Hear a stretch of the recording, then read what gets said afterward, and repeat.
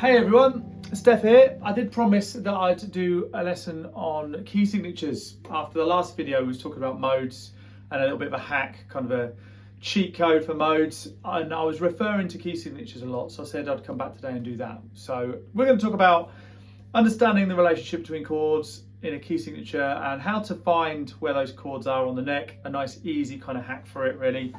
Hack's a buzzword on YouTube, I know, that's why I'm using it. But we're going to work in the key of A. I'm a visual learner more than I am kind of understanding kind of theory as far as notes are concerned. I can find notes on the neck, it's not a problem at all. But I prefer to see things in shapes and patterns, which I think a lot of guitar players do. So hopefully this is going to, be relevant to some of you that like to see things in shapes and patterns on the fretboard. So all you need to know to begin with is a major scale, right? So we're going to work in the key of A. So the A major scale, we're going to use this shape, starting from the fifth fret on the bottom E string, just one octave. So 5, 7, 9, 5, 7, 9, 6, 7. Those are the fret numbers for this shape in this position. There are other places to play in A major scale. You could play it. There's a ton of places you could play it. We're playing it here because that's how I see a key signature shape. So key signature basically is the relationship between a bunch of chords with kind of like a head of the family, if you like. It's kind of like a family of chords with the head of the family being the root note, right? So the root chord. So we're going to talk about the key of A major. So the A major chord will be like the head of the family, if you like. And all we do is we use the A major scale, and then each step of that major scale, we're going to put a chord. We're going to build a chord on each step of the scale. But we're going to use the first 6 to begin with. We have 7 notes in the scale. We're going to ignore the last one for now, as it's diminished. We have a G sharp diminished chord here. We're not going to worry about that. We're just going to assume that we're playing rock and pop and blues, and we need the first 6 chords most of the time, right? So we've got the notes in the scale: A, B, C sharp, D, E, F sharp. And these first 6 notes are all you need, and then all we're going to do is build a chord on each one of those. And I'm going to use bar chords to do that, right? So I'm going to use the E shape for the E string, for the notes on the E string, and then use the A shape bar chord for the notes on the A string, right? So the pattern is this: so major, B or B minor, C sharp will also be minor. So major, major, minor. So hopefully you can see what I'm doing is using those first 3 notes of the scale and putting a chord on each one of them, right? So major, minor, minor, and then on the A string for these 3 notes it's major, major, minor. Okay, so this is like the lowest technical version of a YouTube video you'll ever see, right? So you've got to pause the video at this point and literally write that down. Hopefully you can see that, right? Numbers 1 to 7, major, minor, minor, major, major, minor. The last one is diminished. That is it. Hopefully I'll try and get that a bit closer maybe. Maybe that's too close, I don't know.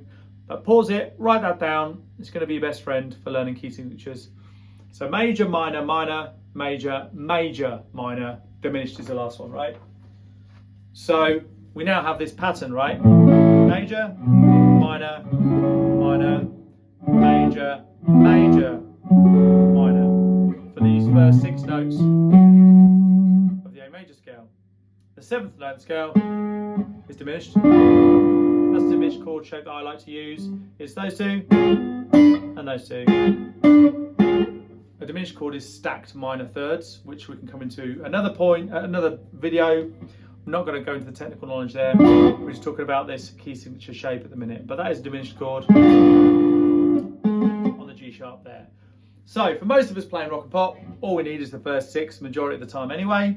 So A, B minor, C sharp minor, D, E, F sharp minor, and that is it. Now a couple of shapes you can look at as well is where the major chords are. So the majors, the 1, 4 and the 5, and I'm sure you've heard people talk about 1, 4 and 5.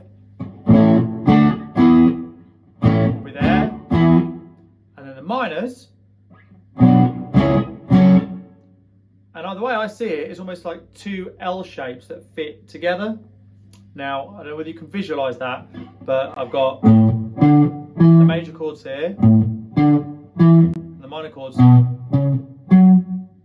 So the minor chords are that kind of shape, and the major chords are sort of that shape. I don't know whether you can see that, like in your head.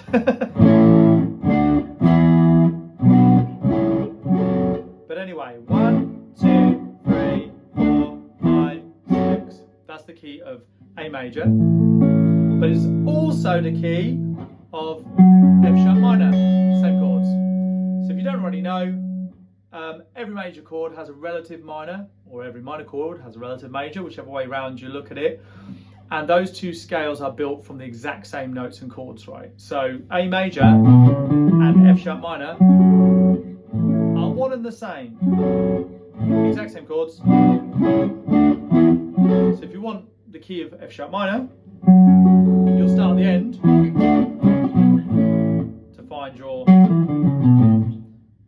find your scale, to find your positions of your chords. And if you want A major, you start from this end. Simple. So if I went to do this in the key of F, right, I'd just find an F on the bottom of each string, and I'd do the same chordal pattern. Major, minor, minor, major, major, minor. And that's it, right? Key of B flat. Major, minor, minor, major, major, minor. Key of B flat. Any key you like, it will be the same shape. So I'd recommend getting used to that shape and that pattern first. And then after that, once you've got the knowledge of key signatures and you've got it to the, to the stage where you're familiar with these chords fitting together, you can then start putting these chords in different places. You can think, okay, I'm in the key of B flat, but you could also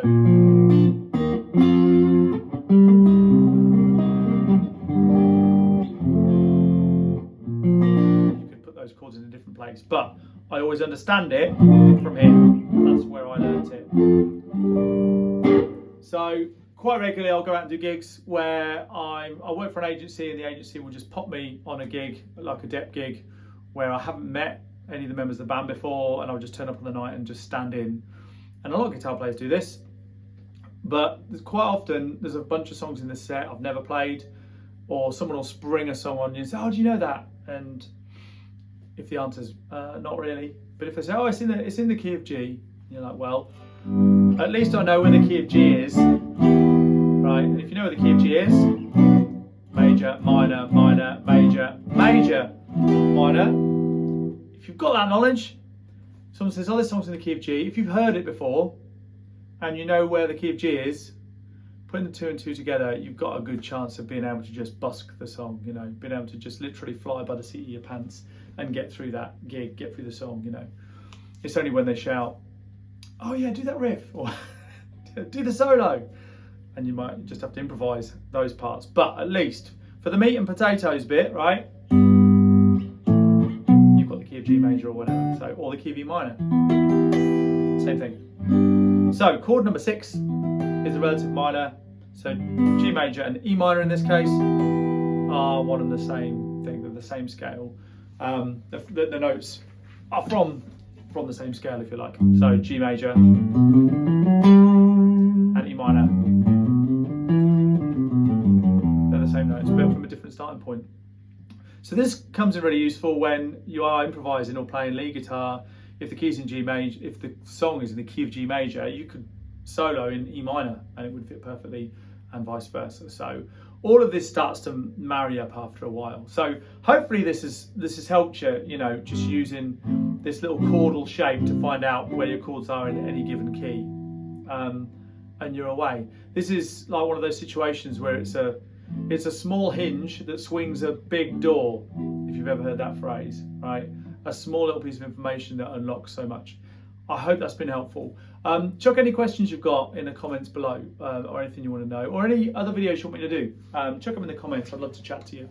And hopefully this has been a nice little guitar hack that'll help you learn songs faster, find out what key songs are in, or recognise a key that the song is in quite quickly, because you can see the relationship between the chords, but also help you from the last lesson that I did, with modal soloing, you know, if you can recognize chords that work together in a key signature, putting the right, scale over those chords to solo in or whatever becomes a lot easier. So anyway, that's how I understand it. It's not how everybody views it. Some people like the more mathematical theory approach, and I like to look at it as shapes and patterns. And I hope this has helped. Thank you for watching. If you liking the content, feel free to subscribe and like the video, and that'll help all the algorithms and all that stuff. And I'll see you on the next one. Thanks a lot. See ya.